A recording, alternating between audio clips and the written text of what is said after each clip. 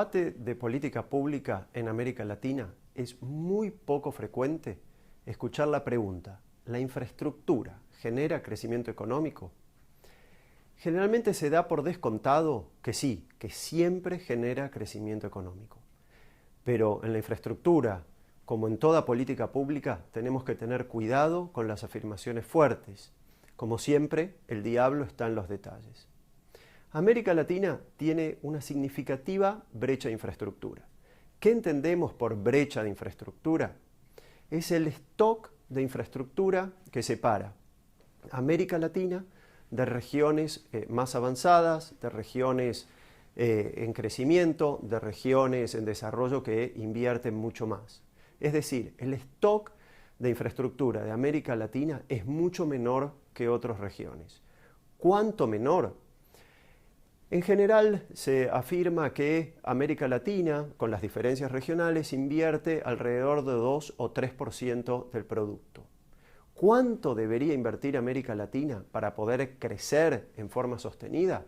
Aproximadamente 5% del producto, es decir, 150.000 millones de dólares adicionales por año por un periodo prolongado de tiempo, de más o menos 10-15 años. Entonces, la brecha de infraestructura es real, es tangible. América Latina tiene demandas de infraestructura muy fuertes y les voy a dar un par de ejemplos. El primero es acceso. América Latina está lejos de tener acceso universal a los servicios de electricidad y de agua y saneamiento. Se estima que, para dar algunos números, 30% de la población no tiene acceso a saneamiento mejorado. Para cerrar esta brecha, América Latina tiene que invertir alrededor de 50.000 millones de dólares. El otro gran tema de preocupación en la política pública en infraestructura son los costos logísticos. La región de América Latina tiene rezagos en su competitividad que se expresan a través de los costos logísticos. En América Latina, en promedio, los costos logísticos son del 20%, mientras que en los países avanzados son de aproximadamente 10%. Esto tiene un impacto real en la competitividad de la región y por lo tanto se necesita más infraestructura y una infraestructura que dé mejores servicios para que la región se inserte al mundo y sea competitiva.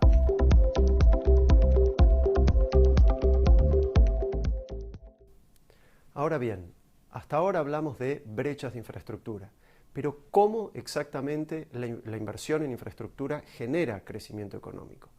Y lo voy a explicar a través de ejemplos. Primero, a nivel empresa. La infraestructura tiene el potencial de aumentar la productividad. Imagínense la provisión de mejores carreteras, especialmente en el ámbito rural, o bien la provisión de servicio eléctrico confiable, seguro, 24 horas por día, 7 días por semana. Eso permite que las empresas operen sin interrupciones, que las empresas ubiquen sus plantas de producción en el lugar óptimo. Eso tiene un impacto directo en la productividad y por lo tanto en el crecimiento económico. No olvidemos, después de todo, que la infraestructura es un insumo de la producción de las empresas y también, ¿por qué no?, de los hogares. Entonces, pasando a otro ejemplo, a nivel hogar, se ha demostrado a través de las evaluaciones de impacto que brindar acceso a electricidad y agua permite, por ejemplo, a las mujeres insertarse en el mercado laboral y a los niños tener mejor salud y educación, que en el largo plazo impacta en el crecimiento. Y también tener acceso a electricidad 24 horas, 7 días a la semana, permite estudiar, por ejemplo, en un horario nocturno, lo cual aumenta el capital humano y también el crecimiento económico. Y también la infraestructura permite, la inversión en infraestructura genera un impacto directo a través de creación de puestos de trabajo en la misma construcción de la infraestructura y también demanda indirecta de materiales de construcción, por ejemplo, pavimento, cemento, a través de toda la cadena de generación de la infraestructura. Y por supuesto, si bien ello genera crecimiento en el corto plazo y hay críticas que la demanda de construcción, la demanda de trabajo no impacta en el crecimiento a largo plazo y son críticas razonables, en el corto plazo, a través de efecto multiplicador, sí genera crecimiento económico.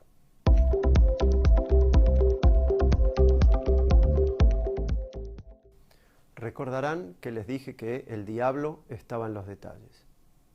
Entonces corresponde preguntarse cuándo la infraestructura no genera crecimiento, o bien, planteando de otra manera la pregunta, cuándo las inversiones en infraestructura no aprovechan todo su impacto potencial en crecimiento. Las inversiones en infraestructura suelen ser muy grandes y el gran problema asociado es que los activos que se crean no tienen usos alternativos. Como ejemplo, es difícil convertir vías de ferrocarril en una carretera. Además, una vez que se construye, la infraestructura puede utilizarse durante varias décadas. Por estas características, para asegurarnos que la inversión en infraestructura realmente tenga impacto en crecimiento, tenemos que, primero, y es muy importante, planificarla muy bien. Y de hecho, planificarlo desde la etapa inicial de la misma concepción de la infraestructura. Lo voy a mostrar con un ejemplo. Supongamos un país que tiene un boom de producción de commodities, por ejemplo la soja, y tiene enorme congestión en sus carreteras y en los puertos. Si un gobierno decide solamente duplicar las carreteras y no hacer nada, ninguna inversión en los puertos, lo único que estará logrando es trasladar la congestión, las ineficiencias de las carreteras a los puertos. Y el impacto neto en crecimiento económico será cero. Ahora, otro punto sumamente importante para la infraestructura es evitar la tentación de lo que se conoce como los elefantes blancos. A todos nos gustan las inversiones en infraestructura, las grandes obras, puertos, aeropuertos, carreteras. Todos les gusta participar de las inauguraciones de estas obras porque tiene un gran rédito. Sin embargo, sabemos que, lo hemos dicho antes, construir infraestructura es muy cara. Entonces, para evitar realmente si quieren, el desperdicio de los escasos recursos con lo que cuestan nuestras economías, tenemos que generar sistemas de control muy estrictos. ¿Cuáles son ellos en infraestructura? Es implementar sistemas muy robustos, muy buenos de evaluación de proyectos y oficinas de inversión pública con autonomía y personal calificado. A su vez, es una tarea pendiente en América Latina. Tenemos que realizar muchas más consultas públicas. Nuestra región tiene muy poca práctica de consulta pública que involucra no solo la población afectada por un proyecto de infraestructura, sino también a la academia o a los think tanks que pueden validar los proyectos, plantear distintas alternativas. Y por último, un tema que es realmente clave en la infraestructura es que a veces no tenemos que construir para mejorar o para aumentar la oferta de infraestructura, de un servicio de infraestructura. Lo que tenemos que hacer es aumentar su eficiencia. ¿Cómo? Vía un buen mantenimiento de los activos. Y lo voy a mostrar con un ejemplo de un trabajo reciente que ha realizado el BID, y es sobre pérdidas en la distribución de electricidad en América Latina y el Caribe. América Latina y el Caribe tiene niveles de pérdidas en la distribución, en el transporte y distribución de electricidad de aproximadamente 17%, mientras que en los países más avanzados, las economías de la OECD, este número se encuentra cercano al 7-6%. Entonces vemos que ahí América Latina no necesita generar nuevas plantas de electricidad o nuevas líneas de transmisión. Lo que necesita es aumentar la eficiencia de lo que tiene. Por último, me gustaría cerrar esta sección con una reflexión sobre una agenda emergente de infraestructura, que seguramente tendrá impacto en el crecimiento.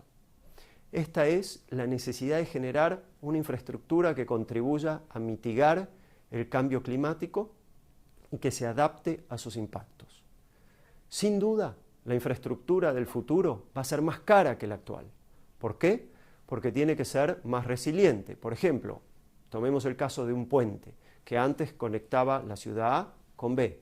En el futuro va a conectar también la ciudad A con la ciudad B, pero los cimientos de este puente van a tener que ser mucho más robustos. Eso implica que van a tener que ser más caros. Por lo tanto, la misma conectividad de A a B en el futuro va a ser más caro, pero es inevitable, lo vamos a tener que hacer. ¿Tendrá impacto en crecimiento económico? Y seguramente sí, porque la infraestructura va a ser más cara y va a dejar menos espacio para gastar en otras necesidades que enfrentan nuestras sociedades. Pero no lo podemos evitar, hay que invertir en generar una infraestructura más resiliente para en el largo plazo permitir un crecimiento económico más sostenido y más confiable.